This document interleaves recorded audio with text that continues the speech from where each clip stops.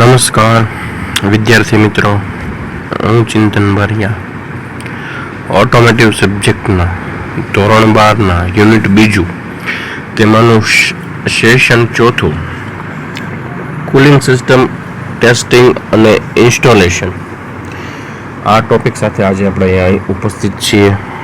આજે આ ટોપિકમાં આપણે કુલિંગ સિસ્ટમ, તેનું ટેસ્ટિંગ કઈ રીતના કરવાનું, ઇન્સ્ટોલેશન કઈ રીતના થાય તે માહિતી આપણે આજના વિડીયોમાં શીખશું. તો ચાલો મિત્રો, આજે આપણે શીખીએ કુલિંગ સિસ્ટમ ઇન્સ્ટોલેશન. તો સૌથી પહેલાં તમને વાત કરું તો આઈસી એન્જિનમાં પાવર સ્ટ્રોક દરમિયાન એન્જિનનું તાપમાન 700 થી 900 સેન્ટીગ્રેડ સુધી પહોંચી જતું હોય છે. એક્ઝોસ્ટ સ્ટ્રોક દરમિયાન 30% ઉષ્મા છોડવામાં આવે છે. શીત પાણીને લગભગ 30% ગરમી દૂર કરવાની હોય છે. એટલે કે જે કુલિંગ સિસ્ટમ છે એનો ખાલી માત્ર 30% ભાગ જ છે જે આપણે કુલિંગ કરવાનો હોય છે. બાકીની જે ઉર્જા છે અલગ અલગ કામમાં એન્જિનની બહાર એ બધી ઉષ્માઓ દૂર થતી હોય છે. બરોબર છે. આપણે ધોરણ 11માં 9-10માં આપણે કુલિંગ સિસ્ટમ જે ભણ્યા છે એ જ બેઝિસ ઉપર જ આખું ચેપ્ટર ભણવાનું છે. તો કે વાહનના મોટા ભાગની ઇંધણની ઉર્જા 70% ગરમી રૂપાંતરિત થતી હોય છે અને તે ગરમીનું ધ્યાન રાખવાનું કામ શીત પ્રણાલીનું છે. શીત પ્રણાલીનું પ્રાથમિક કામ એન્જિન ચાલુ રાખવાનું છે. આ ગરમીને હવાને સ્થળાંતરિત કરી ઓવરહીટિંગ અટકાવવાનું છે. આપણે એન્જિનની વ્યાખ્યા જોઈ ગયા હતા કે આ એક એવું સૈદ્ધાંતિક છે કે જે આપણે ફ્યુલનું દહન કરી ઉષ્મા ઉર્જા ઉત્પન્ન કરીએ છીએ ને આ ઉષ્મા ઉર્જાને આપણે જરૂર પ્રમાણે યોગ્ય રીતે યાંત્રિક ઉર્જામાં રૂપાંતર કરીને ઈચ્છિત ગતિ મેળવીએ છીએ. એ આપણું એન્જિનની વ્યાખ્યા થઈ છે. બરોબર છે. તો એન્જિનના ભાગો અને તેના ભાગોમાં થતું ઘર્ષણ અને ગતિમાં 70% ગરમી છે, એટલે કે જે ફ્યુલનું દહન કરીએ એનો ઉપયોગ થઈ જતો હોય છે. બાકી જે 30% ગરમી છે એનું આપણે કંટ્રોલિંગ કરવાનું છે. શું કરવાનું છે? કંટ્રોલિંગ. જેને લીધે શું થાય કે એન્જિન ઓવરહીટિંગ ન થાય, એન્જિનના ભાગો સારી રીતના કામ કરી શકે, તેમાં ભંગાણ ન થાય, ખવાણ ન થાય અને તેના કદમાં ફેરફાર ન થાય. એ માટે જે આ 30% જે ગરમી છે ને એનું આપણે કંટ્રોલિંગ કરવાનું છે. બરાબર. જો કંટ્રોલિંગમાં ચૂકી જાય તો એન્જિનનું શું થાય? ઓવરહીટિંગ થાય ને એ વાહન માટે યોગ્ય નથી. તો તમે જોઈ શકો છો કુલિંગ સિસ્ટમ એમાં અલગ અલગ ભાગો આપેલા છે. પહેલાં છે હીટર કોર છે, હીટર હોસ છે, પ્રેશર કેપ છે, રેડિએટર છે, રેડિએટર ફેન છે, વોટર પંપ છે, ટ્રાન્સમિશન કુલર છે, લોઅર હાઉસ છે, અપર હાઉસ છે, થર્મોસ્ટેટ છે. કુલિંગ સિસ્ટમ તમે આકૃતિમાં જોઈ પણ ઓપરેટ કઈ રીતના થાય કે એન્જિનનું તાપમાન અમુક એના રીડિંગ પ્રમાણે વધે, એક સ્પેસિફિક ટેમ્પરેચર આપેલું હોય ત્યારે થર્મોસ્ટેટ ઓપરેટ થાય. એટલે જે તાપમાને આપણું ઓવરહીટિંગ પહોંચે ત્યારે શું થશે? તે થર્મોસ્ટેટ વાલ્વ ખુલશે. ત્યાર પછી જ આપણું કુલિંગ વોટર છે એ એન્જિનમાં ફરતું રહેશે. ત્યાં સુધી કુલિંગ વોટર છે એ વોટર જેકેટમાં ફરતું રહેશે નહીં. એન્જિન ઠંડુ કરવું જરૂરી છે કારણ કે ઊંચા તાપમાને એન્જિનના ઘટકોને નુકસાન પહોંચાડે છે અને લ્યુબ્રિકેટની સ્નિગ્ધતામાં ફેરફાર કરે છે. આપણે જેમ ચર્ચા કરી, જો એન્જિન ઠંડુ કરવાનું ન આવે તેના ભાગોનું તાપમાન કેવું રહે? સતત વધતું રહે. અને જે આપણે લ્યુબ્રિકેન્ટ રાખ્યું હોય કે ભાગોનો ઘસારો દૂર કરે એનું સ્નિગ્ધતા કેવી થઈ જાય? ઘટતી જાય. જેને લીધે લ્યુબ્રિકન્ટ ઓઇલના ગુણધર્મમાં પણ ફેરફાર થાય છે. કુલિંગ સિસ્ટમ છે સિલિન્ડર બ્લોક, સિલિન્ડર હેડ પૂરી પાડવામાં આવે છે. આ માર્ગો દ્વારા શીતકનું પરિભ્રમણ કરી એન્જિનના ઘટકોનું રક્ષણ કરવામાં આવે છે. તમને ખબર છે કે આપણે સિલિન્ડર અને સિલિન્ડર બ્લોક અને એના હેડમાં શું આપેલું હોય? Water jacket. એની અંદર આપણું કુલિંગ ફરતું હોય અને જેના લીધે શું થાય? એન્જિનના જે દરેક ભાગો છે એની શું થાય? ગરમી શોષી લે અને આ કુલિંગ છે એ આપણે ક્યાં વોટર ગરમ થાય ને ક્યાં ઠંડુ કરીએ? તો રેડિએટરમાં. શીતક દ્વારા ગરમીને એકત્ર કરવામાં આવે છે અને આ શીતકને રેડિએટર પર મોકલવામાં આવે છે. એટલે આપણું કુલિંગ વોટર છે એ એન્જિનની ગરમી લઈ લે છે અને પોતાની ઠંડક કોને આપી દેશે? એન્જિનના ભાગોને. એટલે જે ગરમ શીતક છીગું આવે, ગરમ પ્રવાહી, એ જશે રેડિએટરમાં. રેડિએટરમાં શું થાય?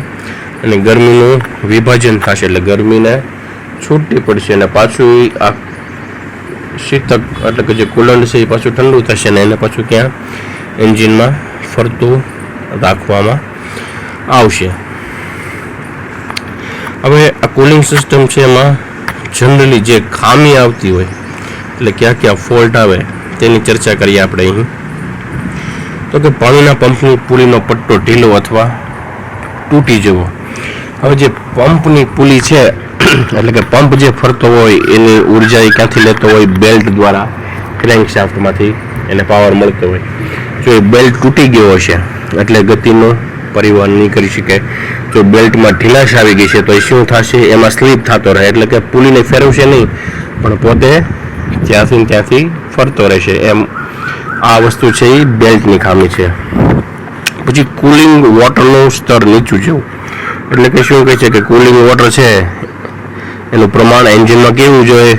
ઘટી જતું હોય, યોગ્ય માત્રામાં રહેતું ન હોય. પછી છે ખામીયુક્ત થર્મોસ્ટેટ.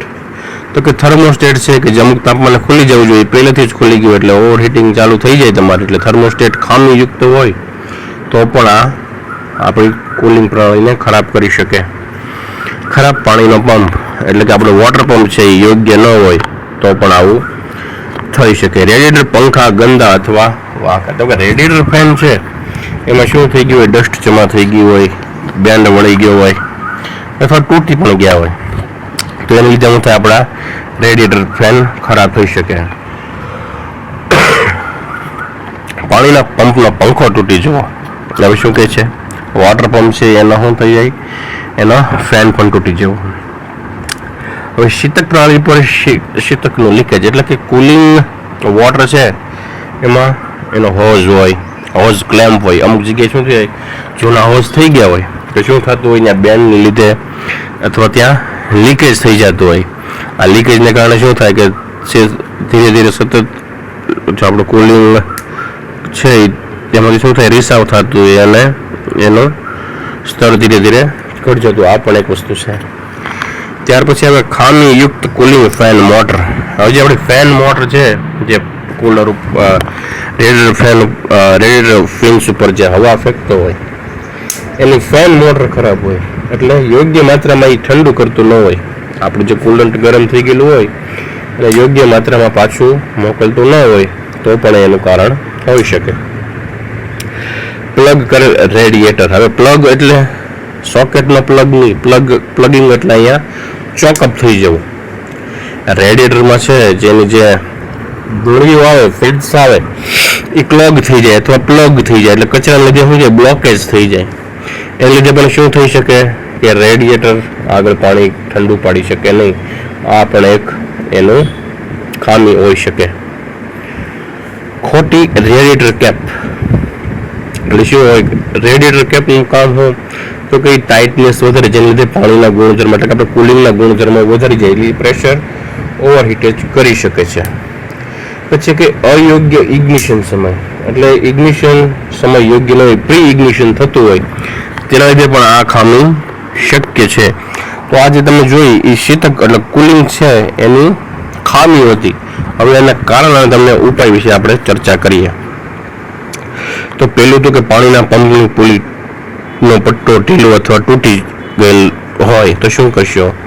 તેને સમાયોજિત કરો. સમાયોજિત એટલે એડજસ્ટ કરો, પુલીને એડજસ્ટ કરો. પુલી ખેંચાઈ ગઈ હોય તો નટ બોલ્ટ ફિટ કરી ટાઈટ કરી અને યોગ્ય અંતરનું સ્પેસ એટલે ગેપ જાળવો. અને જો ત્યાંથી પણ શક્ય ન હોય તો નવા બેલ્ટનું ઇન્સ્ટોલેશન કરવું. ત્યાર પછી શીતકનું સ્તર છે નીચે વયું જવું. તો શીતકનું સ્તર તપાસો અને જરૂર હોય તો તમે નવું એમાં એડ કરો. બરોબર છે? પહેલાં એના કારણો આપણે ચર્ચા કરી છે, પછી એના આપણે શું ઉપાય કરી શકીએ એ વસ્તુ છે. બરોબર છે? હવે ખરાબ થર્મોસ્ટેટ હોય તો એ રિપેરિંગ કરવાનું થતું નથી, એને તમે શું કરશું? રિપ્લેસ અથવા બદલી નાખીશું. ખરાબ પાણીનો પંપ એને શું કરવાનું છે? રિપ્લેસ. એમાં કંઈ રિપેરિંગ થઈ શકે તેમ નથી. રેડિએટરનો પંખો ખરાબ અથવા વળેલો હોય, બેન્ડ થઈ ગયો અથવા ગંદો હોય તો શું કરશું? એને સાફ કરશું અથવા તેનો ઉપચાર કરીને યોગ્ય કરશું. તો પાણીના પંપ તૂટેલો પંખો, હવે જો વોટર પંપનો પંખો તૂટેલો હોય તો શું કરશું? તેને બદલશું. કુલિંગ સિસ્ટમ પર શીતક લીક, કુલિંગ સિસ્ટમ છે એમાં લીક થતું હોય કુલિંગ, તો આપણે શું કરશું? તેની રિપેરિંગ કરશું. ત્યારબાદ તેમાં થોડુંક શીતક એડ કરશું.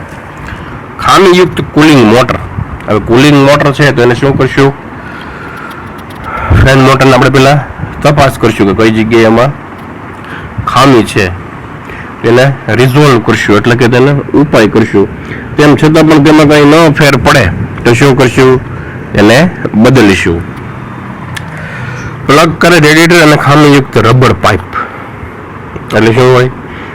પ્લગ થઈ ગયેલું હોય એટલે ચોકઅપ થઈ ગયું તેની તપાસ કરશું, અને જો હજી યોગ્ય ન લાગે તો એને શું કરી નાખશું? આપણે બદલી નાખશું.